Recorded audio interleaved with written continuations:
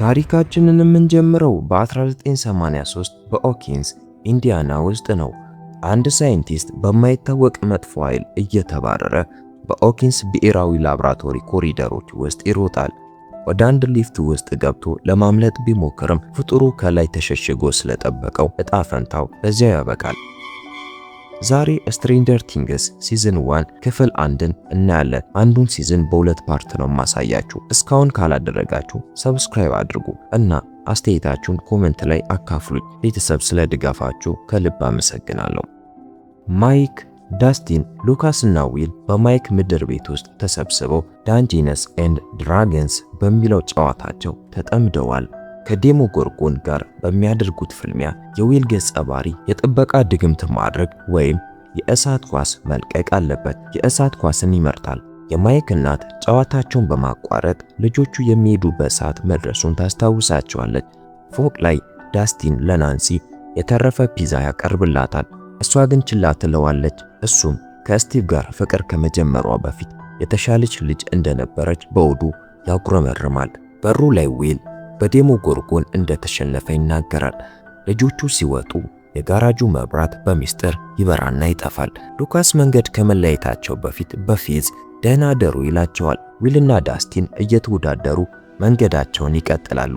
በስተመጨረሻም ዊል በኦኪንስ ላብራቶሪ ጥቁር ጥላ አጠገብ በብቸኝነት በብስክሌቱ ይጋልባል።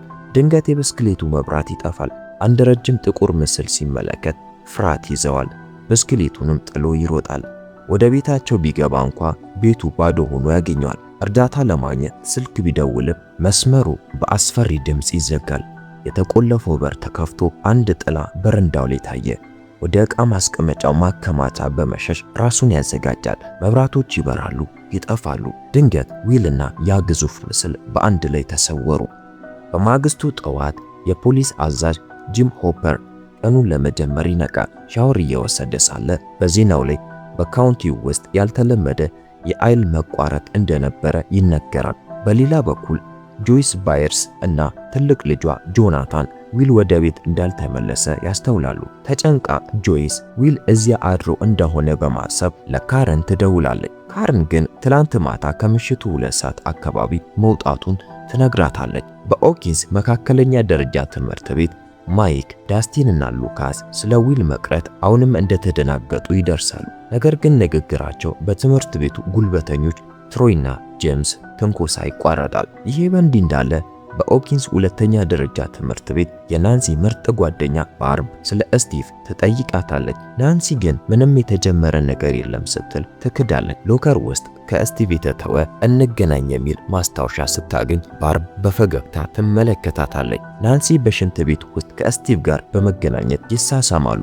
ማታም አብሮ ለማጥናት ያቅዳሉ። በኦኪንስ ፖሊስ ጣቢያ ጠዋት ሲነጋ አዛዥ ጂም ሆፐር ዘግይቶ ይደርሳል። ለስራ ባልደረቦቹም ቀልዶችን ይወረውራል። ረዳቱ በቢሮ ውስጥ የሆነ ሰው እየጠበቀው እንደሆነ ትነግረዋለች። ሆፐር ነገሩን ቀለል አድርጎ ቢመለከተውም ጆይስ ባየርስን ተጨንቃና ተስፋ ቆርጣ ሲያገኛት ይደነቃል። ልጇ ዊል ጠፍቷል። ሆፐር በረጋ መንፈስ አብዛኞቹ የጠፉ ልጆች ከወላጅ ወይም ከዘመድ ጋር ሊሆኑ ይችላሉ ይላታል። የመጀመሪያ እርምጃው ለቀድሞ ባለቤቷ ለሎኒ መደወል እንደሆነ ነገራት። ጆይስ ተናዳ ሎኒ ከዚህ ጋር ምንም የሚያገናኘው ነገር የለም ስትል ትጮኻለች።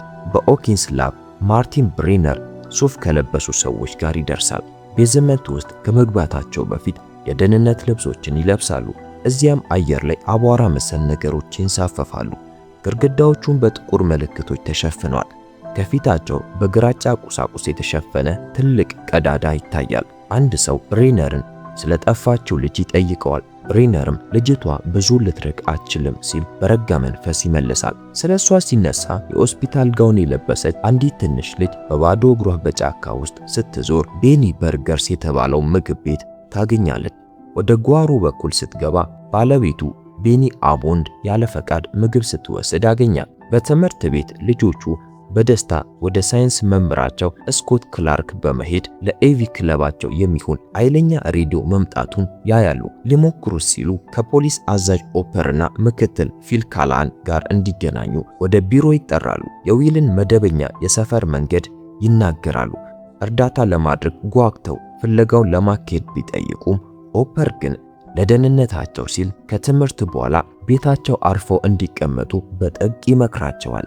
ጆይስ እና ጆናታን የዊል የጫካ ውስጥ ምሽግ አቅራቢያ ይፈልጉታል። አንድ ጊዜ እዚያ ቦታ ላይ የፊልም ትኬት ሰጥተው እንዴት አስገርመው እንደነበረ ታስታውሳለች። አሁን ግን በጸጥታው መካከል ስትቆም የእሱ ድንገተኛ መጥፋት ቁስል ይሰማታል። ቤኒ አሞንድ ለዚች ሚስጥራዊ ልጅ በርገር አዘጋጀላት። ለማውራትም ይሞክራል።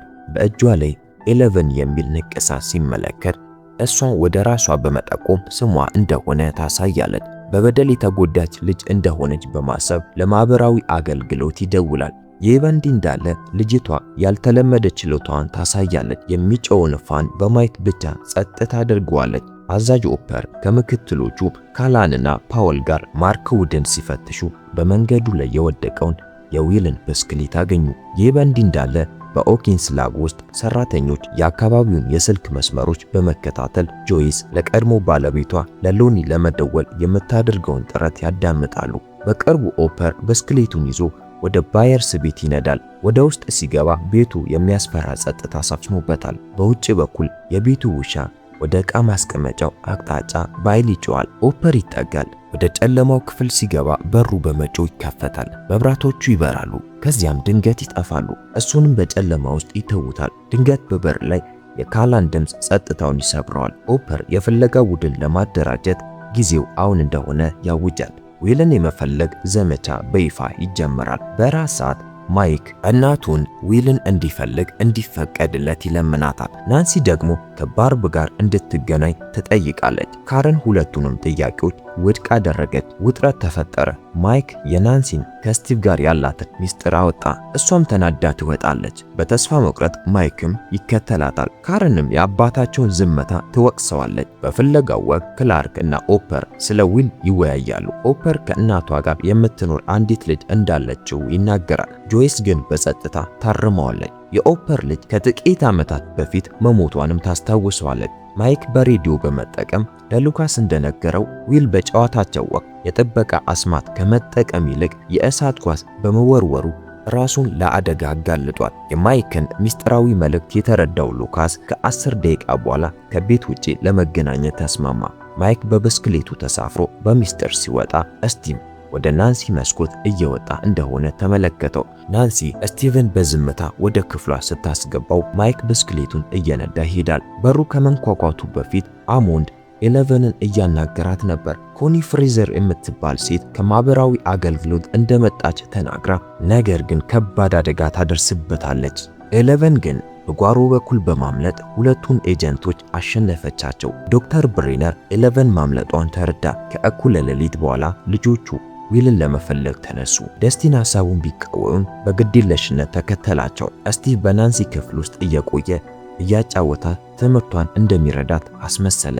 ናንሲ ግን ትኩረቷን ሳታጣ ገሸሽ ያደረገችው። ቀስ በቀስ ግን ነገሩ ትኩረታቸውን አሳጣቸው። በኋላ ላይ ተረጋግተው በማጥናታቸው የነበረው አለመመቸት ወደ እውነተኛ ጥናት ተቀየረ። ማዕበል ሲነሳ ጆይስ እና ጆናታን ለዊል መፈለጊያ ፖስተር የሚሆኑ የቤተሰብ ፎቶዎችን ይመርጡ ነበር። አምሽቶ በመስራቱ የደከመው ጆናታን ራሱን ቢወቅስም ጆይስ አረጋጋችው። ስልኩ ተደወለ። ጆይስ ስታነሳው በመጀመሪያ የዊልን አተነፋፈስ የሚመስል ከዚያም የሚያስፈራ የግርግር ድምፅ ተሰማ። ድንገተኛ የኤሌክትሪክ ድንጋጤ መታት። ልጆቹ በጫካ ውስጥ ዊልን ይፈልጉታል። ደስቲን በማዕበሉና በጥበቃ እጦት ምክንያት ጥንቃቄ እንዲያደርጉ አሳሰባቸው። በድንገት አቅራቢያቸው ያለው የቅጠል እንቅስቃሴ 11 በፊታቸው ቆማ እንዲያዩት አደረገ። ወደ ማይክ ቤት ሲመለሱ ልጆቹ ምስጢራዊቷን ልጅ ወደ ቤዝመንት አስገቧት። ማይክ ልብስ ከሰጣት በኋላ በፊታቸው ልብሷን መቀየር ስትጀምር ልጆቹ በፍጥነት እስኪያቆሟት ድረስ ማዕበራዊ ባህሪዋ የተለየ መሆኑን አስተዋሉ። ማይክ ወደ መታጠቢያ ቤት መራት፣ ነገር ግን በሩን ሙሉ በሙሉ እንዲዘጋ አልፈቀደችም። ሉካስ ከአእምሮ ሕክምና አምልጣ ልትሆን ትችላለች በማለት መጠራጠር ጀመረ። እሱና ደስቲን ለካረን መንገር አለብን ብለው ቢከራከሩ ማይክ ግን ከጨለመ በኋላ በመውጣታቸው ሁላችንም መቀጣታችን ነው ሲል ተከራከረ። ይልቁንም የጠፋች ልጅ መሆኗን ለእናቱ ለማብራራት እና የማህበራዊ አገልግሎት እንዲጠራ ለማድረግ አቀደ። ሉካስና ደስቲን ሲሄዱ ማይክ ለእሷ ከብርድ ልብስ የድንኳን መጠለያ ሰራላት። 11 የሚል ንቅሳት እንዳላት አሳየችው። እሱም አጭር አድርጎ ሄል አላት። መልካም አዳር ካላት በኋላም ውጪ ማዕበሉ እየነፈሰ 11 እንቅልፍ ወሰዳት። በማግስቱ ጠዋት በባየርስ ቤት ጆናታን በዊል መጥፋት አሁንም ደንግጣ ለነበረችው እናቱ በዝምታ ቁርስ አዘጋጀላት። ቺፍ ሆፐር አሁንም የልጇ ምንም አይነት ምልክት እንዳልተገኘ ለጆይስ በለስላሳ ሁኔታ ይነግራታል። እሷ የተበላሸውን ስልክ አሳይታ ከመቃጠሉ በፊት የዊልን ድምፅ እንደሰማች ትነግረዋለች። ሆፐር ግን በማዕበል ምክንያት የመጣ ጉዳት እንደሆነ አድርጎ ቢገምተውም ጆይስ ግን ለማመን ፈቃደኛ አይደለችም። ሎኒ ስልኳን ስላላነሳ ሆፐር ራሱ ሊጠይቀው ወሰነ። ጆናታን ግን እሱ ራሱ ለመሄድ ፈቃደኛ ቢሆንም ሆፐር ግን እዚያ ቆይቶ ጆይስን እንዲደግፋት በጥብቅ ነገረው። በቁርስ ሰዓት ማይክ ለ11 ተጨማሪ ምግብ ከማስቀመጡ በፊት በተለየ ፍጥነት በመብላቱ ናንሲን አበሳጫት። በኋላ ለ11 እሷን በሰላም ወደ ቤቷ ለማድረስ ያለውን እቅድ ነገራት። መጀመሪያ ግን ኤል ወደ ደጃፋቸው ሄዳ ደውል መደወል አለባት። እናቱ ደግሞ ለወላጆቿ ትደውላለች። 11 ግን አደገኛ ሰዎች እየፈለጓት እንደሆነ በማስጠንቀቅ በጥብቅ እምቢ አለችው። ይህም ማይክ እሷን በመርዳትና የመጀመሪያውን ሐሳቡን በመከተል መካከል እንዲወጠር አደረገው። ዶክተር ብሬነር ጆይስ ዊል አናግሮኛል ብላ የተናገረችበትን የፖሊስ ጥሪ ገመገመ። ፍለጋው ቀጥሏል። ሆፐር ደግሞ ፖልን በጆይስ ላይ በማፌዙ ሲገስጸው፣ ካልሃን ደግሞ ስለ ሆፐርና የጆይስ የቀደመ ታሪክ አንስቶ ፓውልን ፈገግ አስባለው። ስቲቭ ናንሲን አመሻሹ ላይ በቤቱ ለሚደረገው ትንሽ ፓርቲ ጋብዛታል። ከጓደኞቹ ቶሚና ካሮል ጋር አብሮ ነበሩ። ጆናታን ለዊል መፈለጊያ ፖስተሮችን ሲሰቅል አስተዋሉት። ከናንሲ በስተቀር ሁሉም ተሳለቁበት። እሷ ግን ወንድሙ በመጥፋቱ ማዘኗን ገለጸችለት። ሉካስና ደስቲን ማይክ ክፍል ውስጥ ሳይገኝ ሲቀር እናቱ ሚስጥራቸውን አውቃብናለች ብለው በመስጋት ይጨነቃሉ። ማይክ ትምህርት ቤት ቀርቷል። እሷ ከመሄዷ በፊት ተመልሶ 11ን ለመጠበቅ ነው። ቴሌቪዥኑን የቤተሰብ ፎቶዎችን አስተዋወቃት። እሷ ናንሲ ቆንጆ እንደሆነች ተናገረች እና የአባቱን ወንበር ማሳያት። ወደ አባቱ ቤት እየነዳ ጆናታን የሆነ ዘፈን ያዳምጣል። ዘፈኑ ጆይስ ከሎኒ ጋር በስልክ ስትከራከር ከቀድሞ ባሏ ጋር ማለት ነው። እሱና ዊል በክፍል ውስጥ አብረው ያዳምጡ የነበረውን ትዝታ ቀሰቀሰበት። ገና ልጅ ቢሆንም ዊል ጭቅጭቁን ይረዳው ነበር። ከጆናታን ጎን ሆኖ በሙዚቃና በወንድማማችነት ድጋፍ በዝምታ ይቋቋመው ነበር። በምትሰራበት ሜልቮልድስ ጄኔራል ስቶር ጆይስ በቅድመ ክፍያ በአስቸኳይ አዲስ ስልክ እንዲሰጣት ጠየቀች። ደግ አባወራ የሆነው የሱቁ ባለቤት ዶናልድ ሜልቮልድ በሁኔታዋ አዝኖ ለመርዳት ተስማማ። አንድ ጥገና ሰራተኛ በባየርስ ቤት ማንም እንደሌለ ካረጋገጠ በኋላ ለሚጠብቀው መኪና ምልክት ሰጠው። ብሬነር እና በርካታ ሱፍ የለበሱ ሳይንቲስቶች ብቅ ብለው አካባቢውን መመርመር ጀመሩ። ብሬነር ከካቢኑ አቅራቢያ የኃይል መጨመር አስተዋልና ጥቁር ፈሳሽ ወደ ታች ሲፈስ ተመለከተ። ማይክ ለ11 ክፍሉን አሳያት እና ትኩረቷ በጓደኞቹ ፎቶ ላይ አረፈ። እሷ ወደ ዊል ጠቆመች። ይህም ማይክን አስገረመው። ነገር ግን የበለጠ ከመጠየቁ በፊት እናቱ ተመለሰች። 11ን እንዳታገኛት በመስጋት ማይክ የቃል ኪዳን ሐሳብ ሊሰበር የማይችል ቁርጠኝነት መሆኑን በማብራራት እና ለማንም እንደማይናገር አልገባላት። በቁም ሳጥኑ ውስጥ ደበቃት። በሩንም ሙሉ በሙሉ ዘጋው። ፓፓ ብላ የምትጠራው ብሬነር ወደ ትንሽ ጨለማ ክፍል እንድትገባ ያዘዛትን መጥፎ ትውስታ አስታወሰች። በኋላ ማይክ ያልተለመደ ባህሪውን እንደ እመም ለማስረዳት ቢሞክርም እናቱ ግን ስለ ዊል ተጨንቆ እንደሆነ ገመተች። በኋላ ተመልሶ ቁም ሳጥኑን ሲከፍተው ማይክ 11 በእንባ ተሞልታ አገኛት። ጆይስ በአዲሷ ስልኳ ወደ ቤት ተመልሳ መሰኪያውን ሰክታ ከጠፋው ልጇ ጥሪ ለማግኘት በጉጉትና በትዕግስት መጠበቅ ጀመረች። በሳትለል ኳሪ ሆፐር ለካላን ከገደሉ እንዲርቅ አስጠነቀቀው። አንድ የተሳሳተ እርምጃ ለአደጋ ይዳርጋል። የሬዲዮ ድምፅ አስተጋባ። ፍሎረንስ በቤኒስበርገር ችግር መፈጠሩን ዘገበች። ቤኒ አሞንድ ራሱን እንዳጠፋ አስመስለው ገድለውታል። ሆፐር ከሚያውቃቸው ሰዎች ሁሉ ምርጡ ሰው እንደሆነ ያስታውሳል። ጆናታን ዊልን ለማግኘት በማሰብ ወደ ሎኒ ቤት ሄደ። ከአባቱ የሴት ጓደኛ ጋር ተገናኝቶ ውጥረት የነበረው ንግግር ከተለዋወጡ በኋላ አባቱን ሰላም ብሎ ወደ ውስጥ ሲገባ አጭርና ያልተመቸ እቅፍ ተለዋወጡ።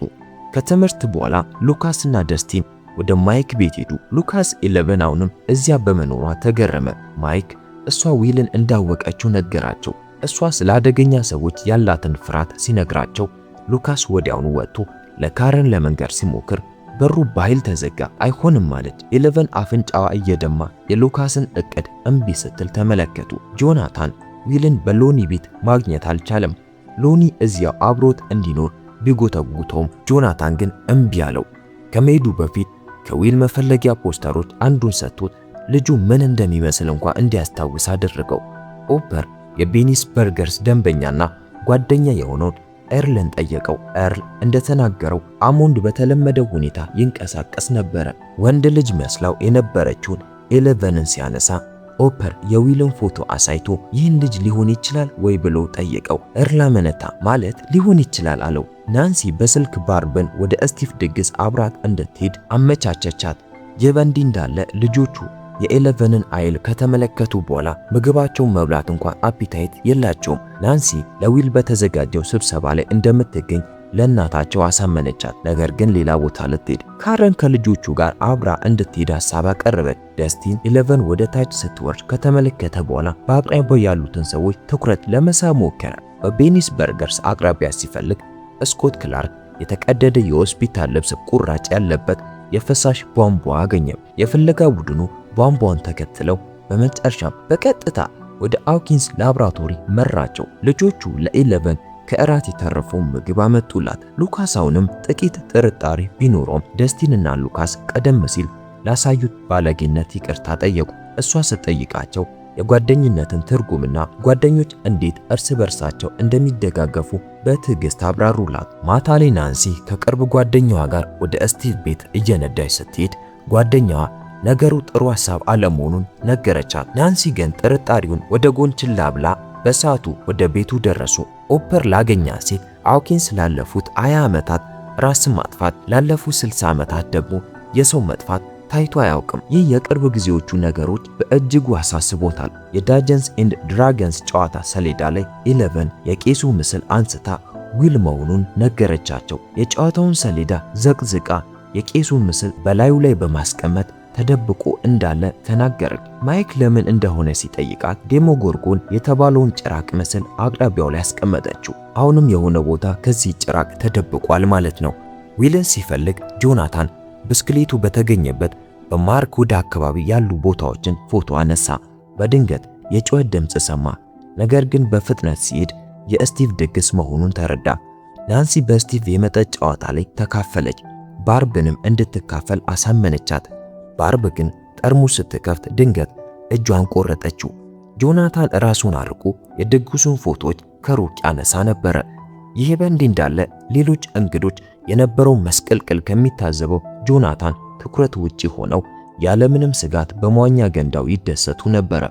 ጆይስ ስልኩ እስኪደወል ድረስ በጭንቀት እየጠበቀች ነው። የዊል የደበዘዘ ድምፅ በሹክሹክታ ተሰማ። መብራቶቹ ተምታቱ።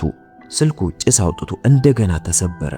ፍርሃቷ እየጨመረ ሲሄድ ጆይስ የተመቱትን መብራቶች ተከትላ ወደ ጆናታን ክፍል ገባች። እዚያም የሚያስፈራ ሙዚቃ በድንገት ተሰማ። መብራቶቹ ጠፉ። ግድግዳውም የሰው ቅርጽ ወደ መምሰል ተቀየረ። በድንጋጤ ሸሸች። ከዚያም በፍርሃት ተውጣ ራሷን አስገድዳ ተመለሰች። ናንሲ ይህ የእሷ ባሪ እንዳልሆነ የተናገረችውን የባርብን ስጋት ወደ ጎን በመተው ከስቲቭ ጋር ወደ ላይ ወጣች። ባርብ እንድትሄድም ነገረቻት። ከዚያም ወደ ስቲቭ ክፍል ገባች።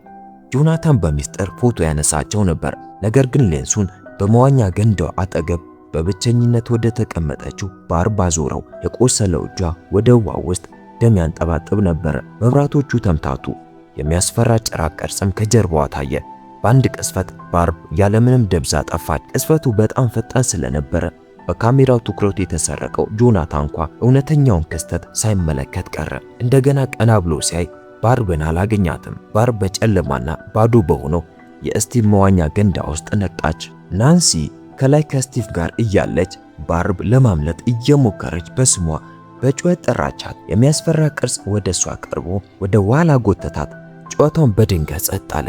በማግስቱ ማለዳ ናንሲ ተኝቶ የነበረው ስቲቭን በዝምታ ትታው ላለመታወቅ ወደ ቤቷ ተመለሰች። በምትኩ ካረን በጭንቀትና በትዕግስት እየጠበቀቻት ነበር። ስትጠይቅ ናንሲ ነገሩን ለማለፍ ብትሞክርም የስቲቭ ልብስ አጋለጣት። ነገሩን በረጋ መንፈስ አቅጣጫ በማስቀየር ወደ ላይ ወጣች። ጆናታን ሲነቃ ጆይስ ከዊል ጋር ስታወራ አገኛት። ነገር ግን ከተሰበሰቡ መብራቶች ጋር እያወራች እንደሆነ ተረዳ። አንድ ጊዜ እንዲበራ ተማጸነች። አንደኛው ምላሽ ሰጠ። ጆናታን የተበላሸ ኤሌክትሪክ እንደሆነ በመንገር ከመሄዱ በፊት እንድታርፍ ገፋፋት። ነገር ግን በሁኔታው በእጅጉ ተረበሸ። ማይክ፣ ደስቲንና ሉካስ ዊልን ለመፈለግ እና ዴሞጎርጎንን ለመጋፈጥ ኦፕሬሽን ማርክውድን አቀዱ። ሉካስ የአባቱን አሮጌ የጦር መሳሪያዎችና ወንጭፍ ይዞ ወጣ። ደስቲን ደግሞ ምግብ አመጣ። ልጆቹ መሳሪያዎች እንደሚያስፈልጓቸው በመንገር ስለ ኤሌቨን አይል ተከራከሩ። ደስቲን የጨዋታ ዕቃ እንድታንሳፍ ቢጎተጉታትም አልተሳካም። ከትምህርት ቤት በፊት ማይክ ከቀኑ 8 ሰዓት ከ15 ላይ በኤሌክትሪክ መስመሮቹ አቅራቢያ እንድትጠብቃቸው ነገራት። ኤሌቨን ሰዓት መቁጠር ስለማታውቅ ማይክ በኋላ እንደምትመጣ እርግጠኛ ለመሆን የራሱን የእጅ ሰዓት ሰጣት። ናንሲ የክፍል ጓደኞቿ ትኩር ብለው እንደሚመለከቷት አስተዋለች። ስቲቭ ግን ስለ ትላንትና ማታ ለማንም እንዳልተናገረ ነግሯት አረጋጋት። ባርብ አለመኖሯን ስታውቅ ስጋት አደረባት። በማግስቱ ኦፐርና መርማሪዎቹ ወደ አውኪንስ ብሔራዊ ላቦራቶሪ ደረሱ። አንድ ጠባቂ ቀጠሮ እንደሚያስፈልጋቸው በመንገር እንዳይገቡ ከለከላቸው። ኦፐር ግን ምርመራ ሳያደርግ እንደማይሄድ በጥብቅ በመናገር ለመውጣት ፈቃደኛ አልሆነም። ቤቱ ባዶ በመሆኑ ያልተረጋጋችው ኤሌቨን የማይክን የጨዋታ ዕቃ አነሳች። ከዚያም ቀደም ሲል ያሳያትን ነገሮች እያየች በዝምታ ተንቀሳቀሰች። የቴሌቪዥን ጣቢያዎችን ስትቀይር በድንገት ዶክተር ብሪነር ኃይሏን እንድትጠቀም ያስገድዳት የአውኪንስ ላብ ትዝታ ውስጥ ገባች። በድንጋጤም ያልተረጋጋ ስሜት ሊሰማት ጀመረ። ጆናታን እናቱ አእምሯን እያጣች ነው ብሎ ሲጨነቅ፣ ጆይስ ደግሞ ቤቱን በገና መብራቶች በመሸፈን ፍርሃቱን አባባሰችው። እነዚያ መብራቶች በቂ እንዳልሆኑ ስታውቅ በብድር ተጨማሪ መብራቶችን ለማምጣት ወደ ሥራ ቦታ በፍጥነት ተመለሰች። ጂም ሆፐር በጫካ ውስጥ የተገኘውን የፍሳሽ ቧንቧ በመከተል ወደ አውኪንስ ብሔራዊ ላቦራቶሪ ለመግባት ቻለ። ዊል የጠፋበት ማታ የተቀረጸውን የደህንነት ካሜራ ምስል ሲገመግም ግልጽ የሆነ አለመጣጣም አስተዋለ። ዝናብ ጥሎ የነበረ ቢሆንም እንኳ የካሜራው ምስል ግን አካባቢው ደረቅ እንደነበረ ያሳያል። ማታለል መኖሩን የተረዳው ኦፐር ጥርጣሬው እየጨመረ መጣ። ይህ በእንዲህ እንዳለ በላቦራቶሪ ጥልቅ ክፍል ዶክተር ብሬነር ቡድናቸው በግድግዳው ላይ ካለው እንግዳ ሰንጥቅ አቅራቢያ የማንሻ ገመድ ሲዘረጉ በቅርበት ይከታተላል። ኤሌቨን በዝምታ ወደ ናንሲ መኝታ ክፍል ገብታ በጉጉት መረመረችው። የሙዚቃ ሳጥን በጥንቃቄ ከፈተች። ከዚያም ናንሲና ባርብ እየሳቁ የሚታዩበትን ፎቶ ተመለከተችው። ምሳ ሰዓት ናንሲ ስለ ትላንትና ማታ የባርብ መሄድ ስቲቭን ጠየቀችው። ጓደኞቻቸው እያፌዙ እሱ ደግሞ አላየዋትም አለ። ልጆቹ ለወንጭፉ ድንጋይ ሲሰበስቡ ሉካስ ማይክን ከኤሌቨን ፍቅር እንደያዘው እያፌዘበት እያለ አስጨናቂዎቹ ልጆች ትሮይና ጄምስ አቋረጧቸው። በዊል ላይ ተሳለቁ። ሲሄዱም ማይክን በእግሩ ጥለውት አገጩ በድንጋይ ላይ እንዲመታ አደረጉት። ልጆቹ ለእቅዳቸው የመረጡት የመጨረሻው ድንጋይ ያ ነበረ። ጆይስ ከዊል ጋር ለመግባባት ቆርጣ ቤቷን በገና መብራቶች ስታሸበርቅ ካረን ከትንሽ ልጇ ጋር ልትጠይቃት መጣች። በቤተ መጻሕፍት ውስጥ ኦፐርና ፓውል በኦፐር ላይ ምስጢራዊ ፍቅር ያላትን የቤተ መጻሕፍት ባለሙያን ሜሊሳን በድንገት አገኟት። መረጃ ከመጠየቁ በፊት በሌላ ጊዜ እራት አብረው እንደሚበሉ ቃል ገባላት። የታሪክ ፍለጋ ሲያደርጉ ስለ አውኪንስ ላብ በሰዎች ላይ የሚደረግ ሙከራ ፕሮጀክት ኤምኬ አልትራ ጽሑፎችን አገኙ። ጆይስና ካረን ጨዋታቸውን ቀጠሉ። ነገር ግን ካረን ቤቱን በሸፈነው ከፍተኛ የመብራት ብዛት ደነገጠች። በጭንቀት ተውጣ ከቅርብ ጊዜው ምስቅልቅል በኋላ ስለ ጆናታን በለስላሳ ሁኔታ ጠየቀቻት። በድንገት መብራቶቹ እንደገና ተምታቱ። ይህም የታናሽ ልጇን የኦሊን ትኩረት ሳበው። የመብራቱን ብርሃን ተከትላ ወደ ዊል ክፍል ገባች። እዚያም አምፖሎቹ ከበፊቱ በላይ በኃይል ይበሩና ይጠፉ ነበረ። ካረን ለመውጣት ስትዘጋጅ ሆሊ አለመኖሯን አስተዋለች። ግድግዳው መንቀሳቀስ ሲጀምር ጆይስ በፍጥነት ወደ ውጭ ጎተተቻት። የፈራችው ሆሊ የሚያስፈራ ነገር እንዳየች ተናገረች። ናንሲ ወደ ባርብ እናት ስልክ ደውላ ባርብ ወደ ቤት እንዳልተመለሰች ተረዳች። እናቷ የምታውቀው ባርብ ትላንትና ማታ ከናንሲ ጋር እንደነበረች ብቻ ነው። ከተገኘችም ባርብ በፍጥነት እንድትደውልላት ናንሲን ተማጸነቻት። ስቲቭና ጓደኞቹ ስለ ፎቶቹ ጆናታንን ከበው በጽኑ ተሳለቁበት። ናንሲ እንደደረሰች ካሮል ፎቶቹን አሳየች። ስቲቭ በቁጣ ቀደዳቸው። የጆናታንን ካሜራም ሰበረው። በግርግሩ መካከል ናንሲ የባርብን ፎቶ መሬት ላይ ተመልክታ ሳትታወቅ ከመሄዷ በፊት የተቀደዱትን ቁርጥራጮች በፍጥነት ሰበሰበች። በኤሌክትሪክ መስመሮቹ አቅራቢያ ስትጠብቅ ኤሌቨን አንዲት ድመት ተመለከተች። ይህም አስፈሪ ትዝታ ቀሰቀሰባት። ብሬነር ኃይሏን ተጠቅማ ድመቷን እንድትገድል ያዘዛትን ትዝታ አስታወሰች። እምቢ በማለቷ ወደ ትንሽ የጨለማ ክፍሏ እንድትመለስ ታዛ ነበረ። ነገር ግን ጠባቂዎች ሊወስዷት ሲሞክሩ ልታስቆማቸው ኃይሏን ተጠቀመችው። ከድካሙ የተነሳ ብሬነር የሚያስፈራ ምስጋና ሰጥቶ ራሱ ተሸክሟት ወሰዳት። በእሷ ላይ ያለውን ቁጥጥርም አጠናከረው። ኤሌቨን በትዝታው ደንግጣ ቀረች። የባለፈው ታሪኳ ከእውነተኛው ዓለም ጋር ሲጋጭ የነበራት ኃይልና የደረሰባትን በደል አስታወሳት። ልጆቹ ደረሱ። ኤሌቨንም በማይክ ብስክሌት ላይ ተሳፍራ አብሮ በፍጥነት ሄዱ። ናንሲ ትኩረት ማድረግ አቃታት። አእምሯ በጠፋችው ጓደኛዋ ተያዘ። ከስቲቭ ጋር ጨዋታ ለማየት አቅደው የነበረ ቢሆንም ሳይታሰብ ለቀው ወጡ። በጫካ ውስጥ ኤሌቨን የማይክን የቆሰለ አገጭ አስተዋለች። ማይክ ስለ አስጨናቂዎቹ ትሮይና ጄምስ ነገራት። እሷ ትፈርድብኛለች ብሎ ፈርቶ ነበር። ኤሌቨን ግን እውነተኛ ሁኔታውን እንደተረዳች በማሳየት አረጋጋችው። ናንሲ ባርብን ለመፈለግ ተመለሰች። ትላንት ማታ የተቀመጠችበትን መኪናዋን አገኘች። በስቲቭ ጓሮ ውስጥ ፍንጭ ስትፈልግ አንድ ጥቁር ጭራቅ ቅርጽ ታየ። ይህም አስፈራትና በፍርሃት እንድትሸሽ አደረጋት። መብራቶቹ መማታት ጀመሩ። የጆይስን ትኩረት በክፍሉ ውስጥ ወደ ተዘረጋው ረጅም መብራት መሩት። የመብራቱን ክፍል ይዛ ዊል አለ ወይም የለም ብላ ጠየቀች። መብራቶቹም በምላሹ አበሩ። ዊል በሕይወት እንዳለ ነገር ግን ደህንነቱ ያልተጠበቀ እንደሆነ አረጋገጡላት። አዎ ወይም አይደለም ጥያቄዎች በቂ እንዳልሆኑ በመረዳት ጆይስ ዊል ቃላትን በግልጽ ጽፎ እንዲያስተላልፍላት በግድግዳው ላይ የአልፋቤት ፊደላትን በመሳል መብራቶቹን አስተካከለች። ይህ በእንዲህ እንዳለ ናንሲ ለእናቷ ስለ ባርብ እንደተጨነቀች እና ጓደኛዋ አደጋ ላይ ልትሆን እንደምትችል በማሰብ እንደፈራች አመነች። በቤተ መጻሕፍቱ ውስጥ ኦፐርና ፓውል ስለ ጽሑፎቹ አወሩ። ኦፐርም ዊል በላብራቶሪ ውስጥ ማየት የሌለበትን ነገር አይቶ ሊሆን ይችላል የሚል ሐሳብ አቀረበ። በድንገት ሬዲዮ በአስቸኳይ መልእክት ተረበሸ።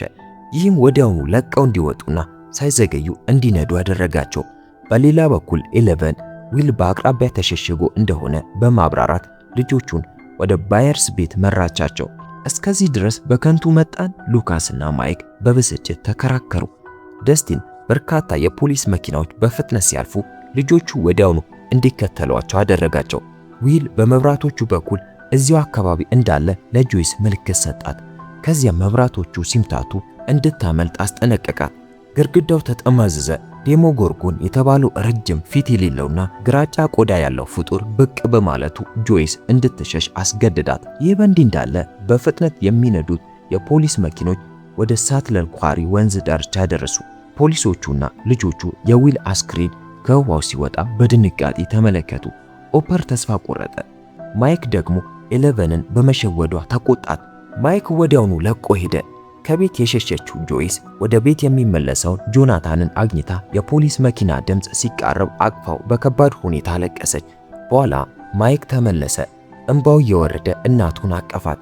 ግን የሆነውን ነገር ማብራራት አልቻለም። ከዚያች ማታ በኋላ ኦፐርና መኮንኖቹ አሳዛኙን ዜና ለማብሰር ወደ ባየርስ ቤት ደረሱ። እሱም ለጆይስ በለስላሳ ሁኔታ ዊል በድንገት ወደ ሳትለር ኳሪ ወንዝ ውስጥ ወድቆ እንደሰመጠና አስክሬኑም ነገሩን እንደሚያረጋግጥ ነገራት። ጆይስ ግን ይህንን ለመቀበል ፈቃደኛ አልሆነችም። ዊል በመብራቶቹ በኩል እንዴት እንዳናገራትና ከግድግዳው አስፈሪ ፍጡር እንዴት እንደወጣ በስሜት ተሞልታ ነገረችው። ምንም አይነት ማስረጃ ባይኖረውም ኦፐር የሞተችው ልጁን ድምፅ ይሰማ እንደነበረ በማስታወስ ይህ ቅዠት እንደሆነ በመንገር አረጋጋት። ጆይስ በሬሳ ክፍሎች ተገኝታ አስክሬኑን እንድታይ ገፋፋት። ኦፐር ከተለየ በኋላ ጆይስ ተስፋ ለመቁረጥ ፈቃደኛ አይደለችም። መጥረቢያ አንስታም ሶፋው ላይ በጽናት ተቀመጠች። አይኖቿ ግድግዳው ላይ ያተኮሩ ሲሆን ቆራጥ በመሆን ልጇን የወሰደው አስፈሪ ፍጡር እስኪመለስ ትጠብቅም ነበር። የዊል የሞት ዜና በሁሉም ቦታ ተሰራጨ። በቤዝመንቱ ውስጥ ማይክ በተስፋ መቁረጥ ተቀምጦ ሳለ ኤሌቨን በሬዲዮ ትጫወት ነበረ። በቁጣ ተሞልቶ የሐሰት ተስፋ ስለሰጠችው አማረረባት። የዊል ድምፅ በድንገት እስኪሰማና የሚወደውን ዘፈን እስኪዘፍን ድረስ የኢለቨንም አፍንጫ መድማት ጀመረ። ይህም በሌላኛው ወገን እሱን ለማግኘት ኃይሏን እንደተጠቀመችና ዊላውን በሕይወት እንዳለ አስረገጠው። ይህ በእንዲህ እንዳለ ማይክ አዘን እንደያዘው አስመስሎ እናቱ ቤት እንዲቆይ ፈቃድ እንድትሰጠው አሳመናት። እሷ እንደሄደች አሁንም በአዘን ላይ የነበረውን ሉካስን አናግሮ ዊል እንዳልሞተ ነገረው። ከደስቲን ጋር እንዲመጡም ገፋፋቸው። ሆፐር የተለመደው የሬሳ ክፍል ሰራተኛ የዊልን አስክሬን ምርመራ እንዳያደርግ መከልከሉንና በክፍለ ሀገር ሰራተኛ እንደተተካ አወቀ። እዚህ ጋር ጆይስና ጆናታን የዊልን አስክሬን ከሩቅ አዩት። በኋላም ጆናታንና ሆፐር ስለ ጆይስ የአእምሮ ሁኔታ ተወያዩ። ሆኖም ጆይስ በጠረጴዛው ላይ ያለው አስክሬን ልጇ እንዳልሆነ በጥብቅ ተናግራ በቁጣ ወጣች። ምንም እንኳን የእነሱ ጥርጣሬ ቢኖርም የእሷ እርግጠኝነት አልተናወጠም። ናንሲ በስቲቭ ጓሮ ያየችውን ለስቲቭ ነገረችው። እሱ ግን ወላጆቹ ስለ ድግሱ እንዳያውቁ ብቻ ተጨነቀ። የባርብን መጥፋት ችላ በማለቱ ናንሲን አሳዘናት እና በባህሪው እጅግ ተስፋ አስቆረጣት። ጆናታን እናቱን በሕዝብ ፊት ተከራከራት። እውነታውን ተቀብላ የቀብር ስነ ስርዓቱን ማዘጋጀት እንድትጀምር ገፋፋት። ጆይስ ግን ማንም ባያምናትም ዊል አሁን በሕይወት እንዳለ በማይናወጥ እምነት ተናገረች። እርግጠኝነቷ ጆናታንን የበለጠ አበሳጨው። ኢለቨን ኃይሏን እንደገና በመጠቀም ዊል በፍርሃት ሲጮህ የሚሰማውን ድምፅ አሰማቻቸው። ይህም ልጆቿን አስገረማቸው። ማይክና ደስቲን አመኗል። ሉካስ ግን ዊል እንደሞተ አምኖ እምቢ አለ። ማይክና ደስቲን ከዊል ጋር ለመግባባት የአውኪንስ መካከለኛ ደረጃ ትምህርት ቤት ሬዲዮን ለመጠቀም ሐሳብ አቀረቡ። ኢለቨንን ለመደበቅ ዊግና የናንሲን አሮጌ ልብሶች አለበሷት። ሼፐርድ የተባለ ወታደር ወደ አውኪንስ ብሔራዊ ላቦራቶሪ ዝቅተኛ ክፍሎች ታጅቦ ገባ። በማርቲን ብሬነር ጥብቅ ቁጥጥር ስር ሼፓርድ በግድግዳው ላይ ወዳለው እንግዳ ስንጥቅ በጥንቃቄ ቀረበ። በድፍረትም ገብቶ በውስጡ ጠፋ። በክፍል ጊዜ ናንሲ ስለ ባርብ መጥፋት ፖሊሶቹ ፊልና ፓውል ጋር እንድታወራ ተጠራች። የዚያም ምሽት ክስተቶችም ተናገረች። ነገር ግን ከስቲቭ ጋር የነበራትን ነገር ደበቀችው። ፖሊሶቹም ባርብ በቅናት ምክንያት አብዳ ልትሆን እንደምትችልና ምናልባትም ከተማውን ለቃ በራሷ ሄዳ ልትሆን እንደሚችል ሐሳብ አቀረቡ። ሆፐር የአካባቢውን አስክሬን መርማሪ ጌሪን ጠየቀው። እሱም የክፍለ ሀገር ሰራተኞች እንዳያይ እንደከለከሉትና ዊልን አስክሬን ራሳቸው መያዛቸውን አብራራ። ልጆቹ ከዊል ጋር ለመገናኘት ጠንካራ የሬዲዮ ሞገድ እናገኛለን በሚል ተስፋ ወደ ትምህርት ቤት በብስክሌት በረሩ። ነገር ግን አስተማሪያቸው ከፊታቸው ድቅን አለ። የሲዝን 1 የመጀመሪያው ክፍል ይህን ይመስላል። ከወደዳችሁት ሁለተኛውን ክፍል እቀጥለዋለሁ።